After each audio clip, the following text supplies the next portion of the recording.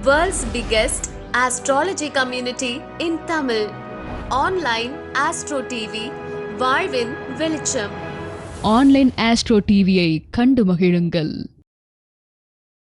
அடுத்ததாக பாரம்பரிய ஜோதிடர் திரு வேலு சிவாயா அவர்கள் தேவகுரு அசுரகுரு சிறப்புகள் என்கின்ற தலைப்பில் நமக்கு கருத்துரை வழங்குமாறு அன்புடன் கேட்டுக்கொள்கிறேன். தென்னாடுடைய சிவனை போற்றி, எந்நாட்டவர்க்கும் இறைவா போற்றி. 5 கரத்தனை ஆனை முகத்தினை, இந்தின் இளம்பெறை போல எயிற்றினை, நந்தி மகந்தனை, ஞான கொழுந்தினை புந்தியில் வைத்தடி போற்றுகின்றேனே. இந்த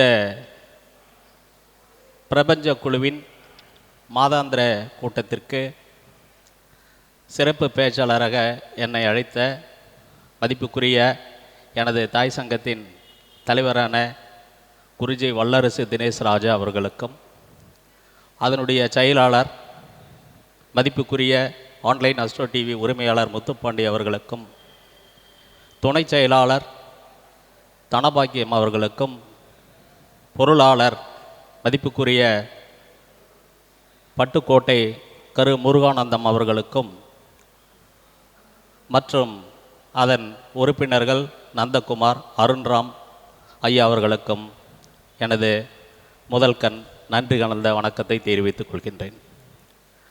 அடுத்தது, இந்த நிகழ்வை நேரடி நிகழ்ச்சியாக ஒளிபரப்பாகி கொண்டிருக்கிறது.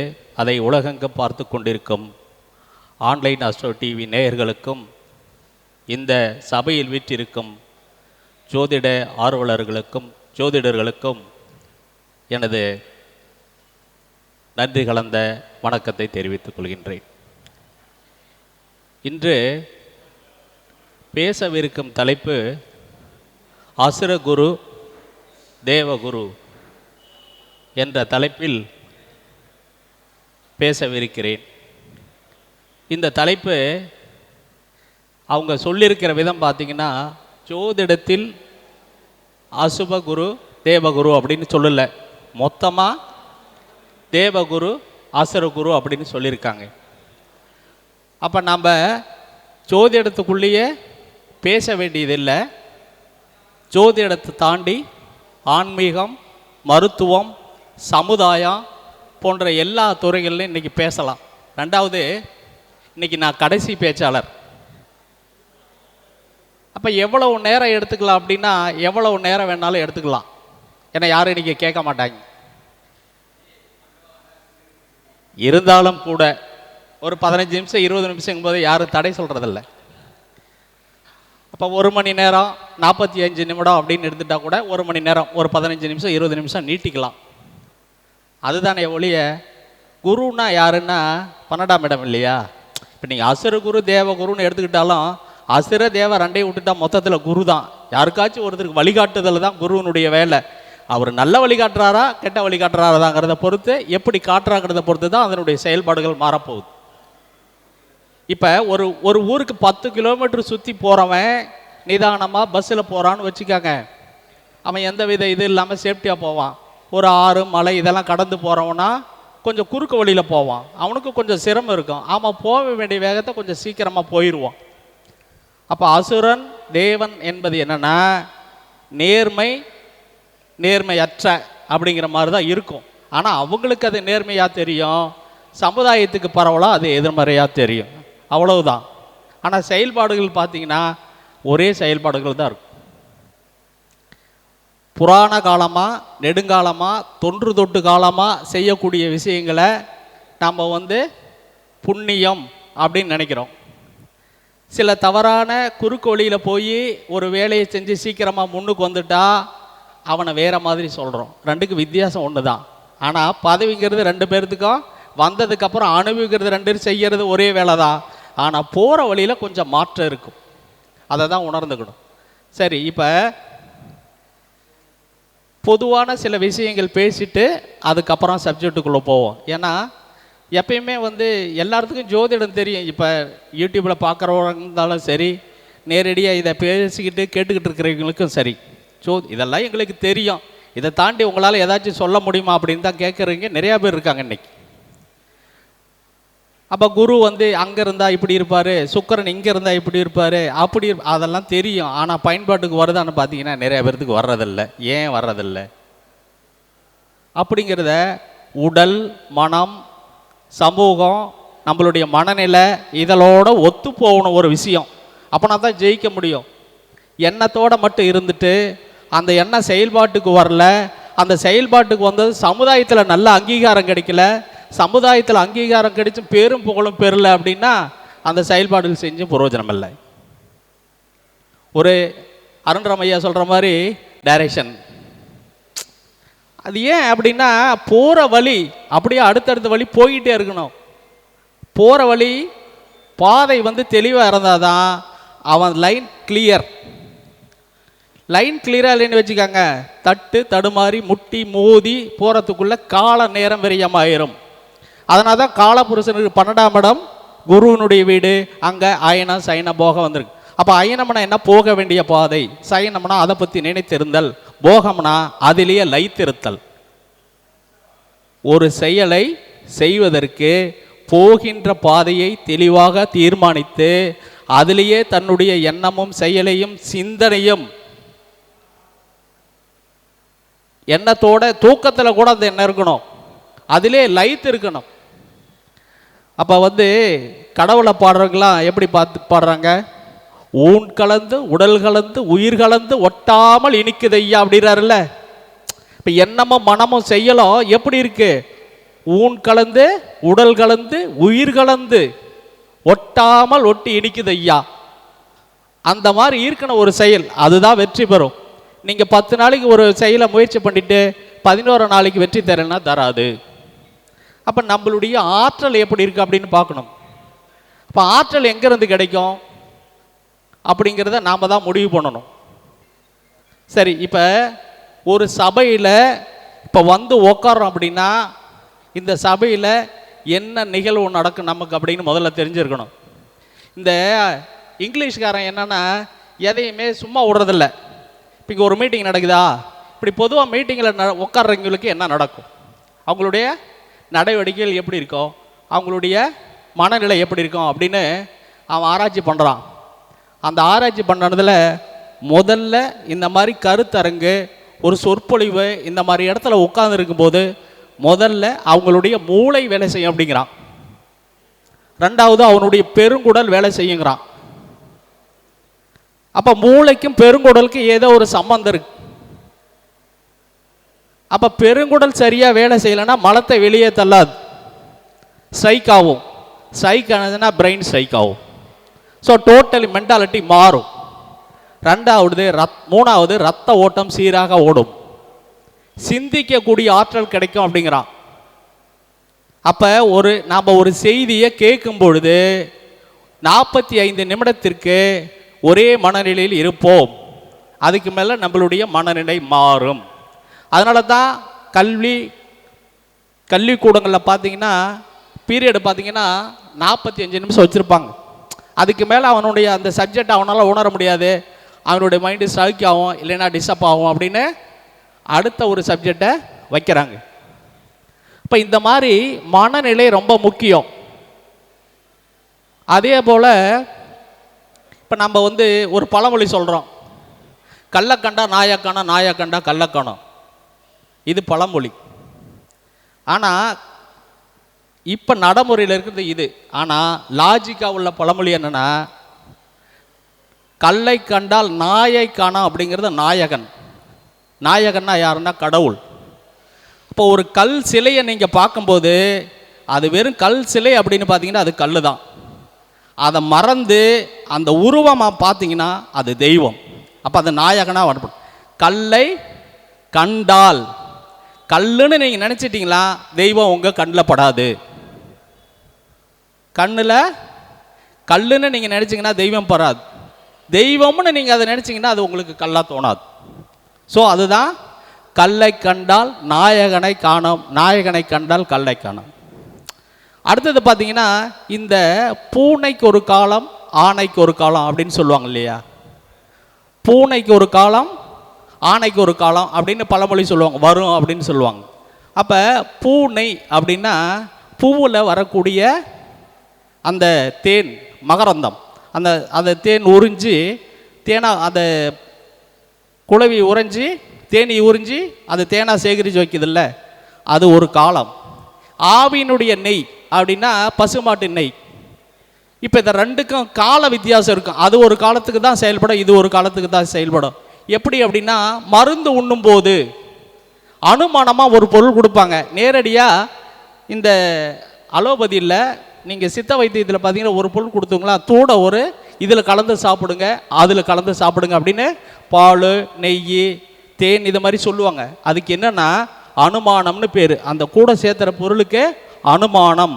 அது எந்தவித தங்கு தடையின்றி அது நேரடியாக எந்த உறுப்புக்கு போய் செலுத்தணுமோ அந்த உறுப்புக்கு எந்தவித மற்ற உறுப்புகளுக்கு பாகுபாடு இல்லாமல் கொண்டு போய் சேர்க்கறதுக்கு பேர் அனுமானம்னு பேர். அப்போ நீங்கள் மழை காலத்தில் போய் நெய்யில் கொடுத்தீங்கன்னு வச்சுக்காங்க, நெய் வந்து கூலிங்கானது. நெய் வந்து கூலிங்கானது. அப்போ கூலிங்கில் அந்த மருந்தை கொடுத்தீங்கன்னா ஜலதோஷம் பிடிச்சிடும், பக்க விளைவு வந்துடும். வெய்ய காலத்தில் நீங்கள் பார்க்கும்போது தேனை கொண்டு போய் கொடுக்க முடியாது, தேன் சூடானது. தேனில் கலந்து கொடுத்தீங்கன்னா சுடு தண்ணியில் கலந்து தான் கொடுக்கணும் தேனை. அப்போ ஹீட் அதிகமாக ஜென்ரேட் ஆகிரும். அப்போ அந்த மருந்து வித்தியாசமாக வேலை செய்யும். அப்போ ஆவியினுடைய நெய்யுக்கு ஒரு காலம், பூவியினுடைய நெய்யுக்கு ஒரு காலம் வேலை செய்யும். அதுதான் இவன் நம்மளால பழமொழியில் ஆணைக்கு ஒரு காலம் பூனைக்கு ஒரு காலம்னு சொல்லிட்டாங்க. அப்போ ஒரு செய்தி எங்கிருந்து வரப்படுகிறதோ அந்த செய்தி மக்களின் மனங்களில் மறைமுகமாக மாறி புறையோடி அது எப்படின்னே தெரியாமல் பழக்கத்துக்கு வந்திருக்கு. இது எதுக்காக சொல்கிறோம் அப்படின்னா, நம்முடைய நாடு குருனுடைய நாடு, அதுக்காக சொல்ல வரேன். இந்த குரு நாடு அப்படிங்கிறது முதல்ல நம்ம நாட்டுக்குடைய பேர் என்னென்னா பரத நாடுன்னு பேர். அந்த பரத நாட்டை ஆண்டு வந்த மன்னன் குரு, அவனுடைய பேர். அந்த கங்கையினுடைய நீர் அதிகமாக வரும்போது மண் வெட்டி அப்படின்னு சொல்கிறோம்ல, அதுக்கு பேர் மண் வெட்டி இல்லை, மகனை வெட்டி அப்படின்னு பேர். அந்த மகன் தன்னுடைய மகனை வெட்டி அந்த மடையில் வச்சு கட்டி அந்த ஆற்றினுடைய போக்கை திசை திருப்பினான் அப்படின்னு பேர். அதனால தான் இன்னைக்கு நேற்று வந்தில்ல இந்த பாரத நாடு அப்படிங்கிறதெல்லாம் பல நெடுங்காலமாக இருக்குது. அப்போ இந்த பூமியை ஆண்ட குரு மன்னன் அப்படிங்கிறது தான். சரி, இப்போ உடலுக்குள்ள இது எப்படி இருக்குதுன்னு பார்ப்போம். இலக்கியம், அடுத்தது புராதானம், காவியம், இதுக்குள்ள குரு சுக்கிரன் அப்புறமா பார்ப்போம். நம்ம உடம்புக்குள்ள எப்படி இந்த அசுர குரு தேவ குரு வேலை செய்கிறான்னு பார்ப்போம். நீங்கள் உங்களுடைய குரு நல்லா இருந்தார் அப்படின்னு வச்சுக்காங்க, ஒரு நல்ல மனநிலையில் நீங்கள் இருக்கு அப்படிங்கன்னா உங்களுடைய ஆல்கலைன் வாட்டர் நல்லா இருக்குதுன்னு அர்த்தம். உடம்புல நீர் சத்து அதிகமாக நல்லா இருக்குதுன்னு அர்த்தம். இந்த நீர் சத்துக்கு ஆதாரமாக இருப்பது யாருன்னு பார்த்தீங்கன்னா ஹைட்ரஜன். அப்போ குருனுடைய அந்த கிரக மண்டலத்தில் என்ன அதிகமாக இருக்குதுன்னா ஹைட்ரஜன் அதிகமாக இருக்குன்னு அர்த்தம். அது சூரியனுடைய வெப்பத்தை உள்வாங்கி ஹைட்ரஜனை அதிகமாக வச்சிருக்கு. அதனால தான் உங்களுக்கு நல்ல நேரங்கள் வரும்போது உங்களுடைய மனநிலை நல்லா இருக்கு. ஏன்னா அது காலபுருஷனுக்கு 4ஆம் இடத்துல உச்சபாகக்கூடியது. ஓடுகின்ற தண்ணீர் கடகராசி. இப்போ ஓடுகிற தண்ணி எப்பறம் சுத்தமாக இருக்குமா? அப்போ அங்கே வேல்யூ அதிகமாக இருக்குதுன்னு அர்த்தம். அப்போ அது புனித நீருங்கிறான். ஆற்றையோ குளத்தையோ ரெண்ட கடலையோ அதிகமாக சொன்னாலும் முதல்ல புனித நதின்னு எதை சொல்கிறான்? ஓடுகின்ற நீர் கடகத்தை தான் சொல்கிறான். அதனால தான் அது அந்த வீட்டில் போய் உச்சமாகுது. அதே போல் கும்பமேளா அப்படின்னு சொல்கிறாங்கல்ல, இந்த கும்பமேளா எப்போ நடக்கும்? இப்போ கங்கையில் கும்பமேளா நடக்குதுன்னு வச்சுக்காங்க, 12 வருஷத்துக்கு ஒரு தடவை தான் நடக்கும் அந்த கும்பமேளா. அதே மாதிரி 12 ராசிகளுக்கும் 12 நதிகள் இருக்குது. அந்த 12 நதிகளுக்கும் ஒவ்வொரு வருஷம் ஒவ்வொரு கும்பமேளா நடக்கும். போன வருஷம் குரு மேஷத்தில் இருந்தார். அப்போ கும்பமேளா எங்கே நடந்தது? கங்கையில் நடந்தது. கங்கையில் நடந்தது. அதே போல் 12 ராசிக்கும் அந்தந்த ஸ்தலத்தில் நடக்கும். ஒரு தடவை கும்பகோணத்தில் நடந்தது தெரியுங்களா? ரொம்ப விவசாயம் நடந்து ஜெயலலிதா அம்மையார் வந்தப்ப பெரும் பிரச்சனையாச்சு இல்லை ஒரு தடவை. அப்போ அதுக்கு கும்பமேளா நடந்தது தான். அப்போ கும்பத்தில் அந்த குரு போகும்போது அங்கே நடந்தது. அப்போ ஒவ்வொரு ராசிக்கும் ஒவ்வொரு நதிக்கும் ஒரு பேர் இருக்கு. அந்த நதி இப்போ நீங்கள் தெரிஞ்சுக்கணும். ஏன்னா நம்மளுடைய பாவங்களை போக்கக்கூடியது எது? இந்த குரு நம்மளுடைய பாவங்களை போக்கக்கூடியது அப்படிங்கிறது தான் இந்த குருவினுடைய தன்மை. இப்போ மேசம் அங்கே குரு இருந்ததுன்னா அந்த மேசராசிக்காரங்க கங்கையில் போய் நீராடணும். அந்த கும்ப மேலாவில் போய் நீராட முடியலனாலும் கூட்டம் நம்மளுக்கு அதிகமாக இருந்தால் நாம் நம்மளுடைய ஜென்ம நட்சத்திரம் இப்போ மேசத்தில் அசுபதி பரணி கிருத்திகை இந்த நட்சத்திரத்தில் பிறந்தவங்க அந்த கும்பமேளா நடக்கிறப்போ போய் நம்ம கலந்துக்கலனா கூட அந்த நட்சத்திரம் இருக்கிறப்ப போய் நம்ம கங்கையில் நீராடலாம். அல்லது அந்த வழியாக நமக்கு போகக்கூடிய வாய்ப்பு இருந்ததுன்னா, ஏதாச்சும் யாத்திரை புனித யாத்திரை அப்படி இப்படி போகிற மாதிரி இருந்ததுன்னா, நமக்கு பக்கமாக ஒரு 100 கிலோமீட்டர்களை இருந்ததுன்னா போய் அதில் நிதியாருன்னா நீராடினால் நம்மளுடைய பாவங்கள் குறையும். குரு என்ன? நம்மளுடைய பாவங்களை போக்கக்கூடியவர் தான் குரு. நம்மளுடைய பாவங்கள்னா அறியாமை. அறியாமையினால்தான் ஒரு மனிதன் தவறு செய்கிறான். அறியாமை ஒன்று, ஆசை ஒன்று. இது ரெண்டை தவிர தேவைக்காக ஒரு மனிதன் ஒருபோதும் தப்பு செய்ய மாட்டான். ஆசை, அறியாமை. அப்போ இந்த ஆசை அறியாமை தான் கர்மாவாக உக்காந்துருக்கு. அந்த கர்மாவனுடைய நட்சத்திரத்தில் தான் அவர் போய் உக்காந்து உச்சமாவரார் அப்படின்னு வச்சுக்கலாம்.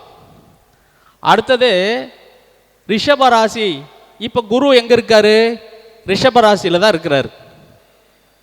இப்போ இந்த ரிஷபராசிங்கிறது எந்த நதியை குறிக்குது அப்படின்னு பார்த்தீங்கன்னா நர்மதா நதி குறிக்குது. இப்போ நீங்கள் கும்பமேளா நடக்கிறப்ப நீங்கள் போகலனா கூட ரிஷபராசிக்காரங்க அந்த நேரத்துக்கு அந்த உங்களுடைய ஜென்ம நட்சத்திரம் வர அன்னைக்கு போய் நர்மதை ஆற்றில் குளிச்சிங்கன்னா உங்களுடைய கர்மாக்கள் குறையும். அடுத்தது மிதுன ராசி பார்த்தீங்கன்னா சரஸ்வதி நதி.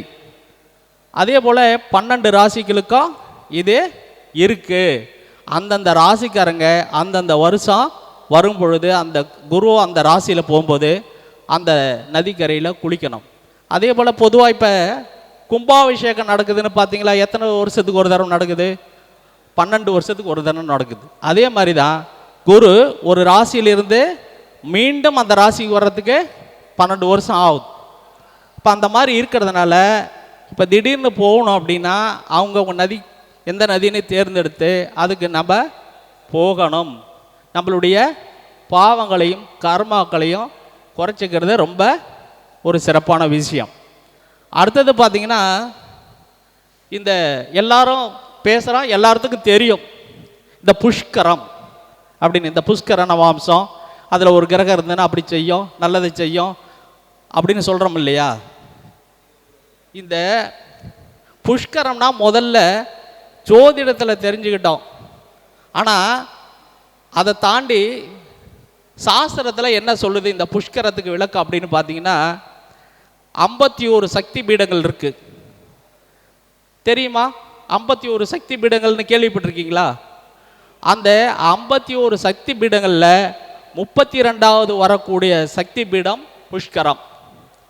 இந்த புஷ்கரம் எங்கே இருக்குது அப்படின்னு பார்த்தீங்கன்னா ஜெய்ப்பூர்லேருந்து 150 கிலோமீட்டருக்கு அப்பால இருக்குது இந்த புஷ்கரம்ங்கிற இடம். இந்த இடத்தினுடைய சிறப்பு என்னன்னா பிரம்மனே அங்கே ஒரு குளத்தை ஏற்படுத்தியாவ ஒரு சாஸ்திரம். ரெண்டாவது இன்னொன்று பார்த்தீங்கன்னா விஸ்வாமித்திரர் அந்த காயத்ரி மந்திரத்தை உருவாக்கின இடம் அங்கே தான். அப்போ காயத்ரி மந்திரம் ஒருத்தர் சொன்னால், தன்னுடைய தீட்சை பெற்று சொன்னால் தன்னுடைய வாழ்நாளுடைய கர்மாக்கள் கலைந்து நல்ல நிலைமைக்கு போவார். அதே போல் அந்த அந்த புஷ்கரத்தில் நீராடி அந்த பிரம்மனை வழிபட்டாலும் நம்மளுடைய பாவங்கள் கழிந்து நன்மை பயக்கும். ஒரு ஜாதகத்தில் புஷ்கரமே இல்லை சார், நான் எப்படி சார் என் வாழ்க்கையை பாவங்களை கழிகிறது போக்கிக்கிறது? இயற்கையாக கொடுப்பனை இல்லை, ஆனால் அந்த புரிதல் இருக்கு. இயற்கையாக நமக்கு இல்லை, ஆனால் கொடுப்பனை இருக்கு. அதை நான் எப்படி பயன்படுத்திக்கிறது அப்படின்னா முதல்ல புஷ்கரம்னா என்னன்னு தெளிவாக பார்த்து, பிரம்மனுடைய கையில் இருக்கிற அந்த அந்த இது இருக்கு இல்லையா, நீர், அதுதான் புஷ்கர நீர். அந்த நீர் என்னன்னா நம்மளுடைய முன்ஜென்ம பாவங்களை போக்கி நன்மை பயக்கக்கூடியது அப்படின்னு அந்த புஷ்கரத்துக்கு பேர். அதை இன்னொரு பக்கம் பார்த்தீங்கன்னா பிரம்மாவனுடைய கையில் இருக்கிற தாமரை, அந்த தாமரை வந்து பிரம்மாவனுடைய கையில் இருக்கிற தாமரை 108 இதழ்கள் கொண்டது. அந்த 108 இதழ்கள் தான் நம்மளுடைய வாழ்வை தீர்மானிக்கும். அப்போ அந்த தண்ணியும் நீரும் சேர்ந்தது தான் நம்மளுடைய பாவங்களை போக்கக்கூடியது. நமக்கு தெரியாது இருக்கலாம், ஆனால் ஒரு விஷயத்தை தெரிஞ்சுக்கிட்டு முயற்சி செஞ்சோம்னா கண்டிப்பாக பலன் உண்டு. திருவள்ளுவர் என்ன சொல்கிறாரு? தெய்வத்தால் ஆகாதெனினும் முயற்சி தன் மெய் வருத்த கூலி தரும். எந்த அளவுக்கு நம்ம உடலை வருத்துறோமோ, மெய்யுங்கிறது என்ன, இந்த உடலையும் உயிரையும் சேர்ந்து வருத்தி ஒரு விஷயம் செய்யும்போது கண்டிப்பாக அது பலன் தராத போகாது அப்படிங்கிறது ஐயன் திருவள்ளுவருடைய வாக்கு. அந்த வாக்கு கண்டிதமாக பலிதமாகும். அடுத்தது அசுரகுரு அப்படின்னு பார்த்தீங்கன்னா, இந்த சுக்கிர பகவான் அசுரகுரு. அவர் சூரியனுடைய வெப்பத்தை உள்வாங்காத கிரகம். சூரியனுடைய வெப்பத்தை உள்வாங்காத ஒரு கிரகம் யாருன்னு பார்த்தீங்கன்னா சுக்கிரன் தான். அப்போ அந்த சுக்கிரனுடைய வீட்டில் சூரியனுடைய பவர் எடுபடலை, அதனால தான் அவர் அங்கே நீசம். அதே சமயத்தில் மேசராசியில் அங்கே ஒரு உச்சமாக இருக்கிறாரு. யார்? பரணி நட்சத்திரத்தில். ராசியில் சூரியன் நீசமாக இருக்கிறாரு, நட்சத்திரத்தில் ஒரு உச்சமாக இருக்கிறாருன்னா அவருடைய இடம் அது வெயில் காலம். அப்போ ரெண்டுமே வந்து பரணி நட்சத்திரத்தில் சூரியன் இருந்தாலும் பெருசாக ஒன்றும் பலன் தராது. அதே சமயத்தில் துலாத்தில் சூரியன் இருந்தாலும் பெருசாக பலன் தராது. அந்த பாவத்துக்கு, அந்த லக்னத்துக்கு எந்த பாவமோ அந்த பாவம் பெருசாக பலன் தராது. அதே போல் இன்னைக்கு பார்த்தீங்கன்னா எனக்கு வந்து துலா லக்னம், எனக்கு லக்னத்தில் குரு, கோச்சாரத்தில் இன்றைக்கி பார்த்தீங்கன்னா ரிஷப ராசியில் குரு. அப்போ எனக்கு வந்து அசுர குரு தேவகுரு ரெண்டுமே இருக்கிறாங்க. அதே போல் எனக்கு டாபிக் கொடுத்த ஒரு ஜாதகத்திலையும் பார்த்தீங்கன்னா அசுகுருவும் தேவகுருவும் ஒன்றா சேர்ந்துருக்காங்க. இந்த புரிதல் வந்து நம்மளை வந்து வழி நடத்தி செல்லும். எந்த ஒரு செயலுக்குமே என்ன புரிதல். ஒரு பிரச்சனை வந்திருக்கு அப்படின்னா ஹேண்டில் பண்ண தெரிஞ்சால் ஈஸி, ஹேண்டில் பண்ண தெரியலனா எதுவுமே கஷ்டம்தான். அப்போ நம்மளுடைய கையாளும் திறன், அப்போ திறன் தான் ஒரு மனிதனுக்கு குரு. அப்போ ஒரு மேன் பவரை தீர்மானிப்பது ஒருவனுடைய பவர் தான் தீர்மானிக்குது. அந்த பவர் எங்கே கிடைக்கும் அப்படின்னா காலபுருஷருக்கு 4ஆம் இடத்தில் உச்சக்கூடிய ஒரு குருவால் தான் கிடைக்கும். குரு தான் வந்து எல்லா விஷயத்தையும் வந்து நியூட்ரலைசேஷன் பண்ணக்கூடியவர், அதை பேலன்ஸ் பண்ணி சமநிலையாக்கி மனிதனை அடுத்த கட்டத்துக்கு நகர்த்தக்கூடியவர். அப்போ ஏன் அப்படி நகர்த்துறார் அப்படின்னு பார்த்தீங்கன்னா சூரியனுடைய வருஷம் எத்தனை? 6. சந்திரனுடைய வருஷம் எத்தனை? 10. குழந்தையினுடைய வயசு, குழந்தைக்கு குருவனுடைய 16.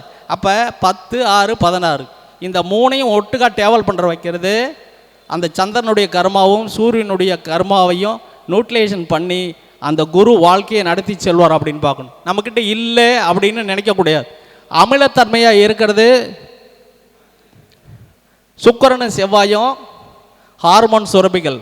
அந்த ஹார்மோன் சுரப்பிகள் இன்பேலன்ஸ் ஆயிடுச்சுன்னா நம்மள உடல்நலங்களில் பிபி என்ன நோய் வேணாலும் வர்றதுக்கு அதெல்லாம் சாதாரணமாக இருக்கும். சர்க்கரை, பிபி, இங்கே வந்து சிறுகுடல் பெருகுடல் சம்பந்தமானது, உணவு குழாயில் சம்பந்தமானது, கல்லீரல், மண்ணீரல், கணையம், பித்தப்பை, லொட்டு லோசி எல்லாமே உடலை சுத்தப்படுத்தக்கூடிய அத்தனை விஷயங்களை செய்யக்கூடியது யார்? குரு. அதில் வந்து ஹார்மோன் சுரப்பிகளான சுக்கிரனும் செவ்வாயும் இன்பேலன்ஸ் ஆயிடுச்சுன்னா நல்ல நீர் இல்லாமல் கெட்ட நீர், அதாவது அமிலம் மாறிடுச்சுன்னா உங்களுக்கு உடல் உபாதைகள் வர செஞ்சிடும். சரி, இப்போ இதை வந்து கிரக ரீதியாக பார்த்தாச்சு. அடுத்தது பார்த்திங்கன்னா மருத்துவ ரீதியாக பார்ப்போம்.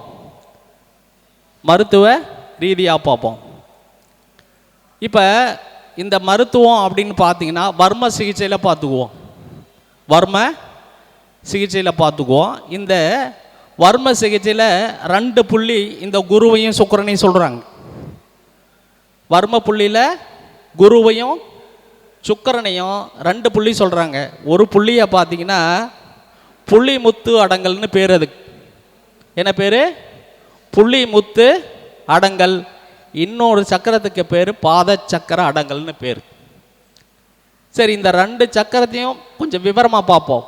ஒரு ஜோதிடம் மட்டும் தெரிஞ்சிருந்தால் பத்தாது, சாஸ்திரம், ஆன்மீகம், மருத்துவம் இது ஓரளவுக்கு தெரிஞ்சிருந்தா அதை இயக்க முடியும். இப்போ புளிமுத்து அடங்கல் அப்படின்னா அது எங்கே இருக்குது அப்படின்னு பார்த்தீங்கன்னா நம்மளுடைய கால் கட்டை விரலுக்கும் பாதத்திற்கும் அந்த கால் நகத்துக்கும் அந்த எலும்பு பகுதி இருக்கு இல்லையா, அந்த இடத்துல இருக்கிற புள்ளிக்கு பேர் புளிமுத்து அடங்கல்னு பேர். சரி, இந்த புளி அப்படியே இந்த இந்த இந்த இதை விட்டுருவோம், வர்மக்கலையை விட்டுருவோம். இப்போ இயற்கையாக வந்து புளிய மரத்தடியில் போனால் ஏன் பேய் பிடிக்குதுன்னு சொல்கிறாங்க? புளிய மரத்தடியில் போனால் பேய் பிடிக்கும். 2வது வந்து விஷம் தீண்டுனவங்களை புளிய மரத்தடியில் நிற்க வைக்கவோ உட்கார வைக்கவோ கூடாது அப்படின்னு சொல்லுவாங்க. நீண்ட தூரம் பயணம் போகிறவங்க புளிய மரத்தடியில் உட்காரக்கூடாதுன்னு ஏன் சொல்லுவாங்க? அசோகர் ஏன் புளிய மரத்தை நட்டார்? இதெல்லாம் விளக்கம் தெரியணும்ல. தெரியாமல் ஒரு ராஜா புளிய மரத்தை போய் சாலையில் நட்டிருப்பார். எல்லா மரங்களும் கார்பன் டை ஆக்சைடை உள்ள எடுத்துக்கிட்டு ஆக்சிஜனை வெளியிடும். ஆனால் புளிய மரம் ஆக்சிஜனை உள்ள எடுத்துக்கிட்டு கார்பன் டை ஆக்சைடை வெளியிடும். நெகட்டிவ் தன்மை கொண்டது, இயற்கைக்கு மாறான மரம் புளிய மரம். அதனால தான் சுக்கிரனே சூரியனுடைய வெப்பத்தை உள்வாங்கவில்லை. அப்போ நெகட்டிவ் தன்மையை வேலை செய்யும். அதே போல் ஒரு கிராமத்தில் ஒரு பையன், நான் சந்நியாசம் போகிறேன், அவங்க குடும்பத்துக்கு ஒரே பையன், நான் சந்நியாசம் போகிறேம்மா அப்படின்னு சொல்லி ரொம்ப நாளாக அவங்க குடும்பத்தில் கேட்டுக்கிட்டு இருக்கான். அப்படி கேட்டுக்கிட்டு இருக்கும்போது அவங்களும் ரொம்ப நாளாக பிடி கொடுக்காமையே இருக்கிறாங்க. சரி, இதை போய் ஒரு வயசில் மூத்தவர்கிட்ட போய் கேட்குறாங்க, என் பையன் ஒத்த பையன்தான், இவன் சன்னியாசியாக போகிறான்னு சொல்கிறான், இவனை எப்படியாச்சும் கொஞ்சம் மாற்றி விடுங்க அப்படின்னு கேட்கும்போது அந்த பெரியவர் என்ன சொல்கிறாருன்னா, இவனை போகும்போது புளிய மரத்தடியிலேயே உட்காரன்னு சொல்லி போக சொல்லு, புளிய மரத்தடியிலே படுக்க சொல்லு, புளிய மரத்தடியிலே போக சொல்லு. அவன் போய் எனக்கு உடம்பு சரியில்லை முடியலன்னு சொன்னான், வரும்போது அவன் வேப்ப மரத்தடியிலேருந்து உட்காந்துக்கிட்டு வர சொல்லு, சரியாக போயிடும், அவன் மனநிலைக்கு மாறிடும் அப்படின்னு சொல்கிறார். அப்போ போகும்போது அந்த பையன் புளிய மரத்தடியில் உட்காந்து போய்கிட்டே இருக்கான். ஒரு 15-20 கிலோமீட்டரு ஒரு 2 நாள் ட்ராவல் பண்ணியிருப்பான். அவனுக்கு உடல்நிலை சரியில்லாமல் போகுது, என்ன மாற்றம் அவனுக்கு சரியில்லாமல் போகுது. அப்போ என்ன பண்ணுறாங்க, அம்மா எனக்கு என்னமோ ஒரு மாதிரியாக இருக்குமா, உடம்பு சரியில்லாத மாதிரி தோணுது அப்படின்னு சொல்லும்போது அந்த அம்மா ஒரு வைத்தியரை பார்த்துட்டு, நீ வரும்போது அப்படியே முதல்ல வேப்ப மரத்தடியுமா பார்த்து உக்காந்து வீடு வந்து சேரு தம்பி அப்படிம்பாங்க. அப்போ ஒரு செயலை நல்லதாகவும் கெட்டதாகவும் மாற்றக்கூடிய சக்தி தெரிஞ்சிருக்கணும் வாழ்க்கையில். அப்போனா தான் நாம் ஜோதிடராக ஒரு வைத்தியராக பரிணாமிக்க முடியும் அப்படிங்கிறது. அதே போல் இந்த புளிமுத்து அடங்கலில் இன்னும் என்ன ஒரு வைத்திய சிறப்பு இருக்குதுன்னு பார்த்தீங்கன்னா, ஒவ்வொருத்தருக்கு வந்து மனநிலை சரியில்லாமல் இருக்கும். எதை செஞ்சு என்ன பண்ணுறது, என்ன போய் என்ன பண்ணுறது, ஒன்றும் பிடிபடலை, ஒரு நிலைத்த தன்மை இல்லை அப்படிங்கிற மாதிரி இந்த பெரியவங்களுக்கெல்லாம் சொல்லும். அந்த சின்ன ஏஜில் இருக்கிறவங்க வீட்டில் சொன்னால் கேட்க மாட்டாங்க, இந்த பசங்க சொன்னால் கேட்க மாட்டாங்க. அதே போல் இந்த பெண்கள் வந்து சித்த பெருமை பிடிச்ச மாதிரியே இருப்பாங்க. வீட்டில் பெண்கள் ஒரு சில பெண்கள் எதை சொன்னாலும் மூஞ்சி முன்னே வருவாங்க, நம்ம சொல்கிறதுக்கு நேர் ஆப்போசிட்டாக நடப்பாங்களே தவிர இயல்பு நிலையில் அவங்களால இருக்கவே முடியாது. அந்த மாதிரி நிறையா குழந்தைகள் இருக்குது. ஒரு சொன்ன சல்லுன்னு கோபம் வரும் அவங்களுக்கு, உள்வாங்கிக்கிற திறன் அவங்களுக்கு அதிகமாக இருக்காது. அப்போ அவங்களுக்குலாம் என்ன இருக்குது, நெகட்டிவ் தன்மை அதிகமாக இருக்குன்னு அர்த்தம். அப்போ சுக்கிரனுடைய ஆதிக்கம் அவங்களுக்கு அதிகமாக இருக்குது. அப்போ இந்த புளிமுத்து அடங்கலை அவங்களுக்கு போட்டு அந்த மசாஜ் பண்ணுனா அவங்களுக்கு அது சரியாகும். இது வர்மக்கலையில் சுக்கிரனுக்கான அசுரகுரு. சரி, இப்போ தேவகுரு எப்படி நம்ம பயன்படுத்துகிறோம் அப்படின்னா, நம்ம பாத பூஜை செய்வோம் இல்லையா. இப்போ யாருக்கு தெரியும் பாத பூஜைனா என்னன்னே தெரியாது. திருமணமான ஒரு ஊருக்கு இங்கே மாதிரி வெளியில் இடத்துல போனாலோ ஒரு யாருக்கிட்ட முதல்ல பாத பூஜை வாங்கினோம்னா எல்லா இடத்துக்கிட்டையும் வாங்கக்கூடாது. தாய், தந்தை, குரு இவங்க 3 பேர்த்து தவிர வேறு யாரு காலில் யாரும் விழக்கூடாது. அந்த கால் பாத விரல் 5 விரலுக்கு மேலே ஒரு 5 விரல் வச்சு பார்த்தீங்கன்னா அதுக்கு மேலே இருக்கிற மேடு பாத சக்கர அடங்கல்னு பேர். அந்த பாத சக்கர அடங்கலை நீங்கள் ஆக்டிவேஷன் பண்ணிங்கன்னா உங்களுடைய பயணம் தொடர்ந்து போகக்கூடிய எண்ணங்களும் வலிமைகளும் உங்களுக்கு தரும். அப்போ அது குருவினுடைய ஆதிக்கம். இப்படி மருத்துவத்திலையும் முன்னோர்கள் அதை வழி வச்சுருக்காங்க. உடல் ரீதியாக பார்த்தீங்கன்னாலும் இந்த அமிலத்தன்மையும் காரத்தன்மையும் நம்ம உடம்புல எவ்வளோ இருக்குதுன்னு பார்த்துக்கணும். அப்படி பார்த்துக்கிட்டா நம்மளுக்கு எண்ண ஓட்டமும் மன ஓட்டமும் சிந்தனை ஓட்டமும் நம்ம போகிற வழியும் தெளிவாக இருக்கும். இல்லைன்னா கன்ஃபியூஷன் நிறையா வரும். இதே போல் இப்போ நம்ம காவியங்களை எடுத்துக்குவோம். இப்போ மகாபாரதத்தில் இந்த கதையினுடைய நாயகன் யாருன்னு பார்த்தீங்கன்னா பீஷ்மர். அவர் கல்யாணமே பண்ணிக்கல. அவர் மூல நட்சத்திரம், அவர் தனுசு ராசி. அப்போ அவர் குரு வம்சம். அவர் தான் அந்த ஆட்சியே அவர் தான் நிர்மாணித்து வைக்கிறாரு. பாண்டவுக்கும் திருதராசனுக்கும் குழந்தைங்க இருக்கு. இதில் பாண்டவருடைய மகன் நியாயமான வழியில் செய்யக்கூடியவன் தர்மர். எதையும் நியாயமாக தர்மமாக செய்யக்கூடியவன் தர்மன். ஆனால் திருதராசனுடைய மகன் பார்த்தீங்கன்னா அவன் இயற்கைக்கு முரணான விஷயங்களே செய்வான். இயற்கைக்கு நமக்கு பார்த்தா அவன் தப்பு செய்கிற மாதிரி தானே தெரியுது. துரியோதனம் பார்த்தா தப்பாக தானே செய்கிறான் எல்லாமே. ஆனால் தர்மர் செய்யும்போது நம்மளுக்கு தப்பாக தோணுதா? தோணலை. ஆனால் அந்த தப்பான கையில் என்ன இருந்தது தெரியுமா? துரியோதன கையில் என்ன இருந்ததுன்னு தெரியுமா? உங்களுக்கு ஒரு மந்திரம் இருந்தது, மிருத்யு சஞ்சீவி மந்திரம் அவங்ககிட்ட இருந்தது. சுக்கராச்சாரிகிட்ட அந்த செத்தவங்களை உயிர்ப்பிக்கிற மந்திரம் இருந்தது. இங்கே பார்த்தீங்கன்னா துரியோதனக்கிட்ட இருந்தது. போர்க்களத்தில் கடைசி 2 நாளில் சகுனியும் துரியோதனம் மட்டும்தான் இருக்காங்க, வேற யாரும் இல்லை அந்த பக்கம். அப்போ துரியோதனம் போய் சகுனி கிட்ட கேட்குறான், மாமா எல்லாரும் போயிட்டாங்க மாமா, நாம் 2 பேரும். அதுக்கு என்ன மாப்பிள்ள உங்கள்கிட்ட தான் மிருத்தி செஞ்ச மந்திரம் இருக்கிறது, நாம் 2 பேரும் இவனுக்கு என்ன பொடி பசங்க எல்லாத்தையும் மந்திரம் இருக்குது, மந்திரத்தை போட்டினா எல்லாம் தூள் பண்ணிடலாம் அப்படின்னு இந்த சகுனிக்காரனா இருந்ததுன்னு வச்சுக்காங்க. அவன் நல்லது செய்கிறான் கெட்டது செய்கிறாங்கிறது வேற விஷயம். ஆனால் என்னையை நான் சொல்லித்தான் ஆகணும். சகுனிக்காரனம்னா மொத்தத்தையும் அப்படி ஒதுக்கி வச்சிட முடியாது. ஒரு விஷயத்தை யோசனை சொல்லி கொண்டு போகிற விஷயத்தில் சகுனிகரணத்துக்கு நிகர் வேற எந்த காரணத்தினாலும் முடியாது. அவ்வளவு இதாக கொண்டு போய் அந்த செயலை முன்னுக்கு கொண்டுட்டு போய் செய்கிறதில்ல, ஆளுமை திறன் படுத்தி கொண்டு போகிறதில்ல, நம்பிக்கை ஊட்டி கொண்டு போகிறதில்ல. சகுனிகரணத்துக்கு நிகர் வேறு எது கரணங்களும் கிடையாது. அவன் சொல்கிற மாதிரி இருக்கிறது 2 பேர். ஆனால் அந்த கடைசி நாளில் சகாதேவன் சகுனியை கொண்டுருவார். ஆனால் அப்போ துரியோதனை என்ன பண்ணுவான்னா அந்த குளத்தில் போய் எப்பயுமே மந்திரங்கள் சொல்லும்போது கழுத்து அளவு தண்ணியில் நின்று சொன்னாதான் அந்த மந்திரம் 100% பலிக்கும். 100% பலிக்கும். கழுத்தளவு தண்ணியில் நின்று சொல்லணும் எந்த மந்திரமாக இருந்தாலும். நம்ம வீட்டில் உட்காந்துக்கிட்டு மந்திரம் சொன்னாலாம் அது எந்த அளவுக்கு பாசிட்டிவ்ங்கிறது அவங்கவுங்க அனுபவத்தில் தான் தெரியும். அதனால தான் பிராமணர்கள்லாம் பார்த்தீங்கன்னா அந்த ஆத்தங்கரையோரமாக அதிகமாக குடியிருக்கிறதுக்கான காரணம் ஆத்தங்கரையோரமாக கோயிலும் இருந்தது. 2வது இன்னொன்று பார்த்தீங்கன்னா அது சுத்தமான ஓடுகின்ற நீர். அப்படி இந்த துரியோதனுக்கு அந்த மந்திரம் தெரிஞ்சும் அந்த மந்திரத்தை பயன்படுத்துகிற துரியோதனை பயன்படுத்த போகும்போது எப்படி போகிறார் அப்படின்னா அந்த குளக்கரைக்கு போகும்போது ரிவேஸ்லேயே போகிறான். படித்துறையில் இறங்கும்போது ரிவேஸ்லேயே போகும்போது ஏறி மந்திரத்தை சொல்கிறான். ஆனால் அந்த மந்திரத்தை சொல்லி அந்த உயிர்கள் எந்திரிக்குது, ஆனால் முழுசாக எந்திரிச்சு பயன்பாட்டுக்கு வரல. அப்போ ஒரு அசுர குணம் உள்ளவர்களுக்கு அந்த வாங்கிறதுல ரொம்ப இதாக இருக்கும், ரொம்ப தைரியமாக போராடி வாங்கிடுவாங்க. ஆனால் அதை பயன்படுத்துறதுல சிக்கல் அதை அவங்க பயன்படுத்த முடியாமையே போயிடும். அதே போல் இந்த பார்க்கடலை கடையும் போது இந்த பக்கம் தேவர்களும் அசுரர்களும் இருந்து கடையும் போது கூட அந்த கடைஞ்சி எல்லாம் கஷ்டப்பட்டு கடைஞ்சிட்டாங்க. அப்போ அதில் கிருஷ்ணன் என்னென்னா ஒரு சூழ்ச்சி செய்கிறார் அப்படின்னா 2 பக்கமும் எல்லாத்து கையிலையும் தேவர் கையிலையும் அசுரர் கையிலையும் அமிர்தத்தை கொடுத்துட்றாரு. கொடுத்துட்டு ஒரு நிபந்தனை வைக்கிறாரு. என்ன நிபந்தனை அப்படின்னு பார்த்தீங்கன்னா, அவங்க கையில் இருக்கிற அமிர்தத்தை அவங்கவுங்க கையில் சாப்பிடக்கூடாது அப்படின்னு.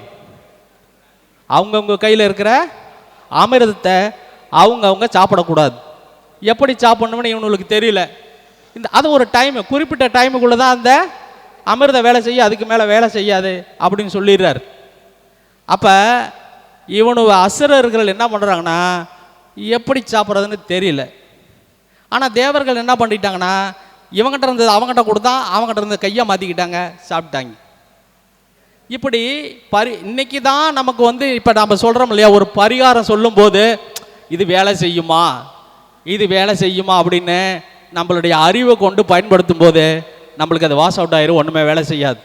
சொன்ன விஷயத்த லாஜிக்கை பயன்படுத்தணுமே தவிர, லாஜிக்கை பயன்படுத்திங்கன்னா உங்களுக்கு மேஜிக், உங்கள் நாலேஜை பயன்படுத்திங்கன்னா அது வீக்கேஜ் தான், அது எந்த பயன்பாட்டுக்கு வராது. நிறைய பரிகாரங்கள் சொல்கிறாங்க, ஆனால் எல்லாரும் பயன்படுத்த ஜெயிக்காத காரணம் என்னடா, இது எப்படி வேலை செய்யும், இது எப்படி அப்படின்னு சொல்லக்கூடாது. மனம் அதோட ஒன்றி போனால் தான் ஜெயிக்க முடியும். இப்போ இதுக்கு ஒரு உதாரணம் நான் சொல்கிறேன். இந்த இந்திரன் இருக்கான்ல, இருக்கிறதுலையே இந்திரன் ரொம்ப நியாயமான மனுஷன்னு சொல்கிறாங்க. ஆனால் இந்திரனை மாதிரி ரொம்ப மோசமான மனுஷன் யாருங்கிற, தன்னுடைய பதவியை காப்பாற்றிக்க, தன்னுடைய ஆசைகளை நிறைவேற்றிக்க எந்த விதமான வேலையும் செய்வார். அப்போ கேட்ட நட்சத்திரத்தை நீங்கள் பயன்படுத்தி ஒரு காரியம் செய்யணும்னு நினச்சிங்கன்னா அது உங்களுக்கு சாதகமாக மாறும். ஆனால் கேட்ட நட்சத்திரத்துக்கார கூட போகக்கூடாது. நீங்கள் கேட்ட நட்சத்திரத்தை பயன்படுத்தலாம், ஆனால் கேட்ட நட்சத்திரத்துக்கார கூட உறவு வச்சுக்க முடியாது. இது இந்த அகலிகை தெரியுமா, கௌதம முனிவருடைய மனைவி அகலிகை. அந்த கதைக்குள்ளே போவோம். இந்த பார்க்கடலை கடைஞ்ச போது நிறைய வந்ததுன்னு சொல்கிறாங்கல்ல, வெள்ளை நிறத்தில் ஐவரதம் வஜ்ராயுதம் அப்படின்னு நிறையா வந்ததுன்னு சொல்கிறாங்கல்ல, அதெல்லாம் இந்திரன் கையில் இருந்து கொடுத்துட்டாங்க இந்திரங்கிட்ட. அதில் ஒரு பொண்ணு வந்துச்சு. அந்த பொண்ணு இந்திரலோகத்தில் இருக்கிற பெண்களை விட அழகான பெண், அகலிகை. இதை சிவபெருமான் சொல்லும்போது அதை நீ பெருமாள் கிட்ட சொல்லிடு அப்படின்ட்டாரு. பெருமாள் பிரம்மா கிட்ட சொல்லிடு அப்படின்னாரு. பிரம்மா என்ன பண்ணாரு, சரி இதை நாரதர் பொறுப்புலையே விட்டுருவோம், இல்லை பிரம்மா கிட்ட தான் சொல்கிறாங்க. பிரம்மா என்ன பண்ணுறாரு, ஒரு கேள்வி கேட்குறாரு, ஒரு பந்தயம் வைக்கிறார். எப்படி வைக்கிறாருன்னா, இந்த பொண்ணு யாருக்கு வேணும்னு சொல்கிறாங்களோ அவங்களாம் முன்னுக்கு வாங்க அப்படின்னு போகும்போது, கௌதம முனிவரும் நம்ம இந்திரனும் வேணும்னு கேட்குறாங்க. இது ஆசை தானே, உனக்கு மேலே 4 இருக்குது, கூட இந்திராணி 1 இருக்குது, இது போதாதா, அகலிகையும் வேணும்னா ஆசைப்படுறான். ஆசைப்பட்டதில் தப்பு இல்லைன்னு சொல்லிட்டு பிரம்மனை விட்டுறாரு. சரி, விட்டதுக்கப்புறம் இவர் என்ன பண்ணுறாரு அப்படின்னா, 2 பேரும் போட்டி. யார், கௌதம முனிவரும் தேவேந்திரனுக்கும் தான் இந்திரனுக்கும் தான் போட்டி, இந்த பொண்ணு கிடைக்கிறதில்ல, இந்த யாருக்கு வேணும் அப்படின்னு போட்டி. பந்தயம் என்ன அப்படின்னா, 2 தலையுள்ள மாட்டை பார்த்துட்டு யார் சொல்கிறாங்களோ, அதை கூட ஒருத்தர் பார்த்துட்டு யார் சொல்கிறாங்களோ அவங்க அகலியை திருமணம் செய்து கொள்ளலாம். இதுதான் நிபந்தனை. 2 தலை உள்ள மாடு பார்க்கணும். நீங்கள் இன்றைக்கி என்னென்னா பரிகாரம் பழிக்குமாலாம் சொல்லிக்கிட்டு இருக்கிறீங்களே, இந்த புராணத்தை நல்லா படிச்சிங்கன்னா உங்களுக்கு ஈஸியாக பரிகாரம் பழிக்குது அப்படிங்கிறத உணர முடியும். ஏன்னா 12 காலகாலமாக நமக்கு வழியாக சொல்லப்பட்டுக்கின்ற விஷயங்கள் தான் இது. சரி, ரைட்டு, சப்ஜெக்டுக்குள்ளே வருவோம். இப்போ 2 தலையுள்ள மாட்டை பார்க்கணும். இவர் கௌதம முனிவரும் தேடுறாரு, இந்திரனா ஆளுக்கு ஒரு பக்கம் தேடுறாங்க. ரொம்ப நாளாக தேடிக்கிட்டு இருக்கிறாங்க, ஒன்றும் கிடைச்ச பாடில்லை. 2 பேரும் விட்டுட்டான். இந்திரன் நமக்கு இல்லை, ஏன்னா இவனுக்கு ஏற்கனவே நாள் இருக்கேன், ஆசைப்பட்டான், முயற்சி பண்ணலாம், கிடைக்கல, விட்டான். ஆனால் கௌதம முனிவர் விடலை, தேடிக்கிட்டே இருந்தார். அப்படியே தேடிக்கிட்டு இருக்கிற வழியில் நாரதர் ஒரு நாள் அவரை பார்க்குறாரு. என்ன இப்போ முனிவரே, நீங்கள் இப்படி தேடிக்கிட்டு இருக்கீங்க, என்ன சமயம்? இல்லை, இந்த மாதிரி அகலியை நான் ஆசைப்பட்டேன், நம்ம பிரம்மா இந்த மாதிரி ஒரு இதை சொல்லிட்டாரு, அதனால் நான் மாட்டு தொழுவமாக தேடிக்கிட்டு இருக்கிறேன் அப்படின்னு சொல்லி சரி நானும் தேடலாம் அப்படின்னு ஒரு தொழுவத்துக்கு போகிறாங்க. தொழுவத்துக்கு போகும்போது தேடுறாங்க, தேடி எங்கேயும் கிடைக்கல. கொஞ்சம் தூரத்துக்கு முன்னாடி அப்போ தான் ஒரு பசு வந்து கண்ணு ஈணுது. பசு கண்ணு ஈணும்போது முதல்ல என்ன வரும்? தலை வருமா? அந்த தலையை பார்க்கும்போது 2 பக்கம் தலை இருக்கிற மாதிரி இருக்கா? 2 பக்கம் தலை உள்ளதை பார்த்துட்றாங்க. பார்த்ததுக்கப்புறம் சாட்சி யார்? நாரதர் சாட்சி. இப்போ நேராக பிரம்மங்கிட்ட நாரதரும் கௌசிக முனிவரும் போகிறாங்க. போய் நாங்கள் 2 தலை உள்ள பசுவை பார்த்தோம் அப்படின்னு சொல்கிறாரு. 2 தலை உள்ள பசுவை பார்க்கவே முடியாது, அதெல்லாம் பொய், நான் சும்மா சொன்னேன் அப்படின்னு யார்? பிரம்மா சொல்கிறாரு. இல்லை, நாங்கள் பார்த்தோம். எப்படி பார்த்தீங்க அப்படின்னா, ஒரு மாடு கண்ணு ஈழும் பொழுது கண்ணு முதல்ல வெளியே வந்தது, அப்போ 2 தலையை நாங்கள் பார்த்தோம் அப்படின்னு சொல்கிறாங்க. Logic okay. இப்படித்தான் ஒரு பந்தயம் போட்டி இருக்கும். நீங்கள் என்னென்னா நேரடியாக கொண்டு போனீங்கன்னா எந்த விஷயமே இருக்காது. இப்போ முள்ளங்கி அப்படிங்கிறத ஒன்று எடுத்துக்காங்க. முள்ளங்கி அப்படிங்கிறத ஒன்று எடுத்துக்கிட்டிங்கன்னா அதை 2ஆக பிரித்து பார்க்கணும். முள் கூட்டல் அங்கி, முள்ளங்கி. அப்போ முள்ளுனா என்ன? கேது. அங்கினா என்ன? உடை. உடைனா 4ஆம் இடம். 4ஆம் இடத்துல கேது. இப்போ 4ஆம் இடத்துல கேது இருந்ததுன்னா அவங்க முள்ளங்கி தானம் செய்யலாம். முள்ளங்கியை மற்றவங்களுக்கு தானம் செஞ்சால் அவங்களுடைய பிரச்சனைகள் தீரும். இது லாஜிக். அதே மாதிரி காட் இஸ் வேர் அப்படின்னு சொல்கிறாங்கல்ல. காட் இஸ் வேர்னா இப்போ கேட்கும்போது என்ன சொல்கிறாங்க? அந்த இடத்த அழிச்சிட்டு கட்சி போட்டால் ஹியர்னு இருக்கா? ஒரு சின்ன ஒரே சென்டென்ஸுக்குள்ளே அவங்க சொல்கிறத நிரூபித்து காமிக்கிறாங்களே இல்லையா? அந்த புத்திசாலித்தனம் தான் வந்து லாஜிக். இப்போ அப்படி சொல்லும்போது என்ன பண்ணுறாரு அப்படின்னா, கௌதம முனிவரும் நாரதரும் சொன்னபோது உடனே பிரம்மா ஒத்துக்கிட்டு அந்த அகல்யை கல்யாணம் முடிச்சு வச்சிட்றாங்க. அந்த அகல்யை கல்யாணம் முடிச்சு வச்சதுக்கப்புறம் ரொம்ப நாள் போய்கிட்டு இருக்கு, காலம் அப்படியே போய்கிட்டு இருக்கு. இந்த கௌதம முனிவர் என்னன்னா, அதிகாலை சூரிய உதயம் ஆகிறதுக்கு முன்னாடி இவர் போய் ஆத்தங்கரையில் குளிச்சுட்டு தபம் பண்ணுறது இவருடைய வேலை. இப்படி ஒரு நாள் என்ன இப்படி தொடர்ந்து பண்ணிக்கிட்டே இருக்கும்போது அவருடைய தவ வலிமை கூடுது. எப்பயுமே இந்திர பதவிங்கிறது நிரந்தரமான பதவி கிடையாது. எப்பொழுதும் அது நம்ம 5 வருஷத்துக்கு ஒரு மாதிரி, அது ஒரு குறிப்பிட்ட ஒரு ஆண்டுக்கு ஒரு தடவை அந்த பதவி மாறும். அந்த பதவிக்கு அதிகமாக பவர் உள்ளவங்க யாகம் பண்ணி அதிகமாக யாகம் பண்ணியோ அல்லது வந்து அந்த சக்தியை பெருக்கியோ அதிகமாக உள்ளவங்க வந்து இந்திர பதவிக்கு வந்துடலாம் அப்படிங்கிறது ஒரு இந்திரலோகத்தினுடைய விதி. அப்படி இவர் வந்துருவாரோ அப்படின்னு நினச்சிக்கிட்டு அவருடைய தவ வலிமையே கிடைக்கணும். 2வது இன்னொன்று என்னன்னா, அகலிகையும் ஆசைப்பட்டதையும் அடையனுடைய அப்படின்னு தேவேந்திரனுடைய நோக்கமாகி போச்சு. ஒரு நாள் என்ன பண்ணுறாரு அப்படின்னா, இவர் நேரமாக நார்மலாக போகிற நேரத்தை விட ஒரு நாள் நேரமாக போக வச்சிட்றாரு. யார் அப்படின்னு பார்த்தீங்கன்னா இந்திரன்.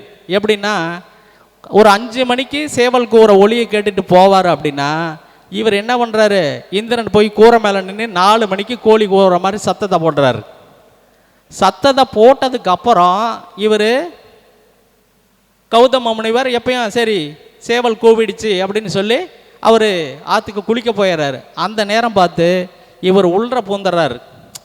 ஒரு எப்படி இருந்த சூழ்நிலையிலையும் ஒரு கணவன் தன்னுடைய மனைவை தொட பரிசம் சுத்தமாக எல்லாத்துக்கும் தெரியும். அந்த கணவன் மனைவிக்குள்ள எப்படி அந்த நடைபாவனை எப்படி இருக்கும் அப்படிங்கிறது, அந்த அணுகுமுறை எப்படி இருக்கிறது கண்டிப்பாக தெரியும். அப்படி தெரிஞ்சும் அவள் மறந்திருந்தாளா இல்லது இந்திரன் மீது ஆசைப்பட்டாளாங்கிறது அவங்க 2 பேர்த்துக்குள்ள விஷயம். ஆனால் ஒரு சரியான நிலையில் இவர் தன்னுடைய கணவன் இல்லை அப்படின்னு அகலிக்கு தெரியுது. ஆனால் அந்த சூழ்நிலையில் அவளை தன்னை மறந்துடுறா, தெரிஞ்சும் தன்னை மறந்துடுறா. ஆனால் அங்கே போன கௌதம முனிவர் நேரம் சரியாக நம்ம வந்த நேரம் தவறுன்னு சொல்லி அவர் தன்னுடைய ஞானக்கண்ணலை பார்க்கும்போது இதை உணர்றாரு இங்கே நடந்ததை. அவர் நேராக வீட்டுக்கு வரும்போது இந்திரன் பூனையாக உருவம் எடுத்து போயிடுறார், வெளியில் போயிடுறார். அப்போ முதல்ல என்னென்னா இந்திரனுக்கு ஒரு சாபத்தை கொடுக்குறாரு, அகலிக்கு ஒரு சாபத்தை கொடுத்துட்றார், அந்த கல்லா சிலையாக போயிரு அப்படின்னு. அந்த அகலிகை வந்து விமோசனம் எனக்கு எப்படியாச்சும் கொடுங்கன்னு கேட்கும்போது அவள் வந்து அதாவது கிருஷ்ணன் வந்து பரமாத்மா வந்து மனித உருவமாக எடுத்து அடுத்த ஒரு அவதாரம் எடுப்பார். அவருடைய கால் தூசு பாதம், கால் கூட படாது, கால் தூசு பாதம் படும்பொழுது நீ அந்த நிலையை அடைவார் அப்படின்னு சொல்லி அந்த சாபம். அப்போ அவர் அந்த யாகத்தையோ இதையோ செய்யலை, தபத்தையோ செய்யலை, அதோடு நிறுத்திக்கிறாரு. இப்படி ஒரு நிலையை மாற்றக்கூடியது இந்திரனுடைய அந்த கேட்டையினுடைய நட்சத்திரம். அதே போல் இந்த அசுரகுரு தேவகுரு 2 பேர்த்தையும் நீங்கள் பார்த்தீங்கன்னா 2 பேருமே பிரம்மனுடைய மகன்கள் என்று சொல்லக்கூடிய 2 பேர்த்தினுடைய மகன் தான். அதாவது குருவினுடைய தந்தை பார்த்தீங்கன்னா ஆங்கிரச முனிவர், சுக்கரனுடைய தந்தை யாருன்னு பார்த்தீங்கன்னா பிருகு முனிவர். இந்த பிருகு முனிவருக்கு அதிகமாக கோபம் வரும். அப்படி ஒரு நிலையை கொண்டவர் இந்த பிருகு முனிவர். இப்போ இந்த பதவி யாருக்கு கொடுக்கலாம் அப்படின்னு கேட்கும்போது சுக்கரனுக்கு கொடுக்கலாமா குருவுக்கு கொடுக்கலான்னு கேட்கும் பொழுது ஆங்கிரச முனிவர் என்னன்னா தன்னுடைய மகனுக்கு கொடுத்துட்றார். பிரகஸ்பதினு சொல்லக்கூடிய குரு பகவானுக்கு அந்த பதவியை கொடுத்துட்றார். ஏன்னா அந்த கர்மா வேலை செய்து பாருங்க, பிருகு முனிவருக்கு கோபம் அதிகம். அதே ஜெனட்டிக்கலாக அவர் பையனுக்கு அந்த கோபம் வந்து நான் இனிமேல் அசுர குலத்தை உங்களுக்கு எதிராக திருப்பி விட போகிறேன் அப்படிங்கிறார். இப்படி அந்த அசுரகுரு தேவகுரு ஒரே இனத்தை சேர்ந்தவங்க, ஒரே குடும்பத்தை சேர்ந்தவங்க தான். யாரு? குருவும் சுக்கிரனும். ஆனால் என்ன மாறுதல்களால் 2 பேரும் தேவர்கள் ஒரு பக்கமாக அசுரர்கள் ஒரு பக்கமாக வந்துடுறாங்க. சரி, இந்த அசுரர்கள் கேரக்டர் எப்படி இருக்குது அப்படின்னு பார்த்தீங்கன்னு வச்சுக்காங்க. இந்த அசுரர்கள் என்னென்னா வரம் வாங்குறதுல ரொம்ப சாமர்த்தியவாங்க. 1000 வருஷம் கூட சோறு தண்ணி இல்லாமல் உட்காந்து வரத்தை வாங்கிடுவாங்க. அந்த வரம் வாங்கும்போது நான் நல்லா இருக்கணும், தான் குடும்பம் நல்லா இருக்கணும், தான் ஊர் நல்லா இருக்குதுன்னு வரமே வாங்க மாட்டான். அவன் வரமெல்லாம் எப்படி இருக்கணும்னா இந்த அசுர தேவ குலத்தை எப்படி அழிக்கிறங்கிறது தான் அவனுடைய நோக்கமாக இருக்கும். அப்போ கேட்கும்போதே வரம் எப்படி கேட்பானா, தன்னை சார்ந்து அவன் கேட்கறதே கிடையாது, தன்னுடைய நலன் சார்ந்து கேட்கறதே கிடையாது, எதிரியை நோக்கி தான் அவனுடைய பாய்ச்சலாக இருக்கு. அவன் கேட்கும்போது சாமர்த்தியமாக கேட்பான்னு நினச்சா அதுவும் சாமர்த்தியமாக கேட்க மாட்டான். நீங்கள் பாருங்கள், அசுரர்கள் வரங்கும்போது பாருங்கள், எவனாச்சும் வரத்தை நல்லபடியாக வாங்கியிருப்பானு, வரம் வாங்குறதுல தீவிரமாக இருப்பானுவ. ஆனால் வரம் வாங்கின முறை சரியாக இருக்காது, அதை பயன்படுத்துகிற முறையும் சரியாக இருக்காது, நெகட்டிவ் தன்மையாக தான் இருக்கும். இப்போ பத்மாசூரன் வரம் வாங்கினான்னு சொல்கிறான். அவன் எப்படி வரம் வாங்குறான்? தான் கையிலேயே தன்னுடைய கையில் நீரை எடுத்து தன்னுடைய தலையில் தெளிக்கும் போது தான் என்னுடைய உயிர் பிரிணுமே தவிர வேறு எந்த சூழ்நிலையிலையும் பிரியக்கூடாது அப்படின்னு வரம் வாங்குறான். ஆனால் அந்த மோகினி வேஷம் போட்டு அந்த மயக்கத்துக்கு உட்படும் போது தன்னை அறியாமலே தவறு செய்கிறான்ல, அவன் தலையிலேயே யார் தலையில் அவன் கை வச்சாலும் செத்துருவாங்க அப்படிங்கும்போது அப்போ அவன் தலையில் கை வச்சா அவன் சாக மாட்டான்னா? சிந்திக்கிறதில்ல. அப்போ இந்த அசுரத்தன்மையில் உள்ளவங்க இப்போ இந்த திருமண பொருத்தை பார்க்கும்பொழுது மனிதகணம் தேவகணம் அசுரகணம் 3 இருக்குல்ல. அப்போ பார்த்து பொருத்தணும். அப்படி பார்த்து பொருத்தலைன்னா அங்கே வந்து இருக்கிற பிரச்சனையே பெருசாக இருக்கு. இவன் இப்போ ஒரு பெண் வந்து அசுரகணமாக இருந்து ஒரு ஆண் தேவகணமாக இருந்து மாட்டிட்டான்னு வச்சுக்காங்க, அவ்வளோதான். அந்த பொண்ணு எந்த நேரத்தில் என்ன கேட்பா என்னன்னு இவனுக்கு பதிலே தெரியாது, இவனுக்கு பேசவும் தெரியாது. இப்போ நியாயமாக தான் நடந்துட்டு வந்தால் நியாயமாக தான் சொன்னான் அப்படிமா இல்லை, அப்படி கண்மூடித்தனமான ஒரு செயல்பாடுகள் இருக்கு. அதே சமயத்தில் ஒரு ஆணுக்கு அசுரகணமாக இருந்து ஒரு பெண்ணுக்கு தேவகணமாக இருந்துன்னு வச்சுக்காங்க, சீக்கிரமாக வந்து மூட்டை கட்டிடுவான். அந்த பெண் வாழவே முடியாது, அசுரத்தனமாக இருக்கு அவனுடைய செயல்பாடுகள். ஏன் அப்படின்னா என்ன மாற்றம்தான், என்ன மாற்றம்தான், உணர்ச்சி வசப்படுறது, கோவப்படுறது, இது அசுர குணத்தினுடைய இயற்கை. சிந்திக்கும் ஆற்றல் அவனுக்கு கிடையாது. அவன் நார்மல் பர்சனாக எப்பவுமே அவனால் இருக்க முடியாது. அப்போ சுக்கிரன்னு நீங்கள் பார்த்தீங்கன்னா நல்ல நிலைமையில் இருந்தாலும் கூட அவனுடைய செயல்பாடுகள் பின்னோக்கி பார்த்தீங்கன்னா வெரி டேஞ்சரஸாக தான் இருக்கும். நீங்கள் திரைத்துறையில் இருக்கிறவங்கள கொடி கட்டி பறக்கிறவங்கள நீங்கள் பார்த்தீங்கன்னு வச்சுக்காங்க, சுக்கிரனுடைய ஆதிக்கம் இல்லாமல் திரைத்துறையிலே சாதிக்கவே முடியாது, ஆடைத்துறையில் சாதிக்கவே முடியாது, ஃபேஷன் டிசைனில் சாதிக்கவே முடியாது. சொகுசு வாழ்க்கையை எவன் ஒருத்தன் இலகுவாக அனுபவிக்கிறானோ, கஷ்டப்பட்டு சேர்க்காம இலகுவாக எவெல்லாம் அனுபவிக்கிறானோ அவனுடைய பலமெல்லாம் பார்த்தீங்கன்னா காலபுருஷனுக்கு 12ஆம் இடத்துல சுக்கிரன் நீசம் அடுத்தனுடைய பணத்தை ஈஸியாக கறந்து அனுப்பிச்சு போயிடுவான். ஆனால் பொருளாதாரம் அப்படின்னு பார்க்கும்போது பெருந்தனத்துக்கு அதிபதி குரு. அந்த குரு பகவான் ஒரு ஜாதகத்தில் நல்ல நிலைமையில் இருந்தால் அவருடைய செயல்பாடுகள் எளிமையானதாக இருக்கும், அவங்களுடைய பணம் பகட்டு இதெல்லாம் வெளியே தெரியாது. ஆனால் சுக்கிரனுடைய ஆதிக்கம் ஒரு ஜாதகத்தில் அதிகமாக இருந்ததுன்னா மினுக்கம் அதிகமாக இருக்கும், தோற்றத்தினுடைய பொலிவு ரொம்ப கொஞ்சம் நம்மளுக்கு இவ்வளவு தேவையாக மேக்கப்பு கொஞ்சம் கம்மியாக இருக்கலாங்கிற மாதிரி தெரியும். அந்த அளவுக்கு அவங்களுடைய நளினமும் நடையும் செயல்பாடும் மேக்கப்பும் அதிகமாக இருக்கும். அவங்களாம் சுக்கிரனுடைய ஆதிக்கம் போனீங்கன்னா உறிஞ்சிருவாங்க. அதே போல் அரசியல் துறையில் மந்திரி பதவி வேணும் அப்படின்னு நினச்சா பேங்க்கு மேலும் இந்த நீதிமன்ற துறையில் நீதிபதி இந்த மாதிரி துறையில் கருவூலகம் சார்ந்த துறையில் குருவினுடைய ஆதிக்கம் நல்லா இருந்ததுன்னா அந்த துறை அவங்களுக்கு ஒத்து போகும். அதாவது அடுத்தது உபதேசம், உபன்யாசம், ஆசிரியர், பேராசிரியர் இந்த மாதிரி துறைகளில் குருவினுடைய ஆதிக்கம் அதிகமாக இருக்கும். அதே போல் இந்த சுக்கிரனுடைய தன்மைகளை நீங்கள் எடுத்துக்கிட்டிங்கன்னு வச்சுக்காங்க, அது ஏன் புதனுடைய வீட்டில் நீசமாகுது அப்படின்னு பார்த்தீங்கன்னா காலபுருஷனுக்கு 6ஆம் வீடு புதனுடைய வீடு. அப்போ புதன் என்ன? நாக்கு தான் புதன். நீங்கள் அளவுக்கு அதிகமாக இனிப்பை சாப்பிடக்கூடாது, பொருளாதாரத்தில் அதிகமாக கடை வாங்கக்கூடாது. அப்படி வாங்கினீங்கன்னா உங்களுடைய பொருளாதாரம் மேலும் பெருகாது. தொழில் செய்கிறவங்க என்ன பண்ணணும்? பொருளாதாரத்தை அதிகமாக கடன் வாங்கக்கூடாது. அதனால தான் அங்கே சுக்கிரன் நீசம். ஏன்னா அந்த வீட்டுக்கு 12ஆம் வீடு எது? துலாத்துக்கு 12ஆம் வீட்டில் நீசமாகறாரு.